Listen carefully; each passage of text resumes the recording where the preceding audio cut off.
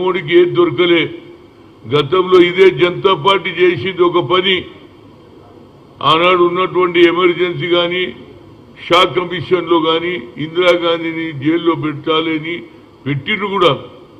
కానీ తర్వాత తీర్పు ఎట్లొచ్చింది? 77 ఓడిపోతే 1980లో మళ్ళా ఇందిరాగాంధీకే పబ్బం కట్టిండ్రా లేదా ప్రజలు? ఆ ఆలోచన ఎందుకు చేస్తున్నావు నరేంద్ర మోడీ, అమిత్ షా? నేను చెప్తున్నా, మీరు గిన సోనియా గాంధీని గిన గతంలో జనతా పార్టీ చేసిన తప్పు మీరు చేస్తే మాత్రం యావత్ భారతదేశంలో మళ్ళీ కాంగ్రెస్ సర్కారే వస్తుంది, ఇండియా కూటమే వస్తుంది అనేది నా ఉద్దేశం. ఇప్పటికన్నా ఆలోచన చేయండిరా బాబు. అది ఆ రోజులలో సంజయ్ గాంధీ యూత్ కాంగ్రెస్ ఉంటే ఈ యూత్ కాంగ్రెస్ వల్లనే ఇందిరాగాంధీ ఓటమికి జరిగింది, కాంగ్రెస్ పార్టీ పోయిందని యూత్ కాంగ్రెస్ ను నిలిపివేయాలని సీనియర్ నాయకులు ఒత్తిడి తీసుకొస్తే ఆ రోజులలో ఇదే మన నాగార్జున సాగర్లో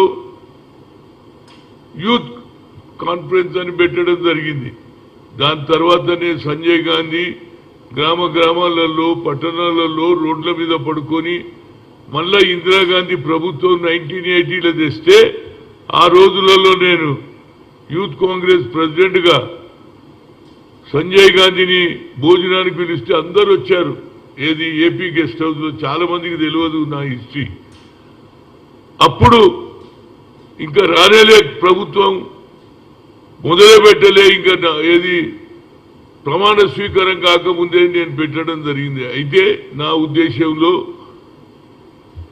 ఇవాళ నరేంద్ర మోడీ అమిత్ షాకు ఒక సూచన ఇస్తున్నా, మీరు అనవసరంగా ఇది మనీ ల్యాండింగ్ కేసే కాదు, అట్లా విజయ్ మల్య మీద నరేంద్ర మోడీ మీద అదేవిధంగా ఉన్నట్టు అదాని మీద ఉన్నటువంటి కేసులేమి కేవలం ఇందిరాగాంధీ కుటుంబాన్ని ఫినిష్ చేయాలని ఇందిరాగాంధీ కోడలుగా రాజీవ్ గాంధీ కొడుకుగా ఉన్నటువంటి ఏదైతే రాహుల్ గాంధీని కూడా ఈ విధంగా చేయడం అనేది అది ఎంతవరకు సమంజసం అనేది ఆలోచన చేయమని చెప్తున్నా.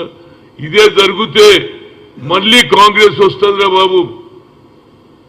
ఎప్పుడు 2029లో ఎప్పుడు ఎన్నికలు జరిగినా ఆ తప్పు మీరు చేస్తే మాత్రం తప్పనిసరిగా ఒక ఆలోచన చేయండి రా బాబు. ఇప్పటికన్నా ఆ కుటుంబానికి దగ్గరికి పోయి జైల్లో పెట్టాలని మీ ప్రయత్నం చేస్తే మాత్రం మళ్ళీ కాంగ్రెస్ రెపరెపలాడి ఈ దేశంలో వస్తుంది. ఎందుకంటే దానికి కారణం కూడా ఉంది.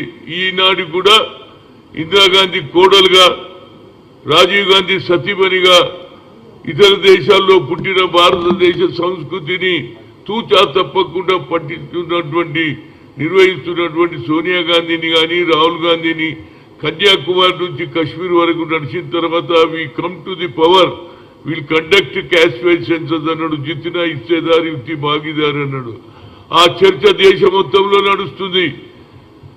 ఆయన పార్లమెంట్ లో కూడా అన్నాడు 90% జనానికి అన్యాయం జరుగుతుంది, 10% వాళ్ళే లాభపడుతుండ్రని చెప్పిండా లేదా? అదే ఆలోచనని ఇవాళ కన్యాకుమారి కశ్మీర్ చేస్తుంటే వీళ్ళకు భయం చుట్టుకుంది. దాన్ని ఇవాళ ఇక్కడ రేవంత్ రెడ్డి కూడా ఇంప్లిమెంట్ చేయడం జరిగింది. 150 కోట్లు పెట్టి కులగన జరగాలని ఇంటింటికి తిరిగి వాళ్ళ వివరాలు తెలుసుకొని 42% ఏది 10 జిల్లాలు తిరిగిన నేను. ఆ తర్వాత కామారెడ్డిలో డిక్లరేషన్ జరిగింది. అందులో సిద్ధరామయ్య గారు వచ్చారు, రేవంత్ రెడ్డి గారు 42 అనౌన్స్ చేశారు. దాని ప్రకారంగా రేపు జరగబోయే లోకల్ బాడీ ఎన్నికల్లో కానీ సామాజికంగా ఆర్థికంగా ఏది విద్యా విధంగా ఉద్యోగాలలో కూడా రిజర్వేషన్ ఇవ్వాలని ఆలోచన చేసింది. దేశంలో ఎక్కడ కాదు ఇక్కడ జరిగింది. ఇది ఒక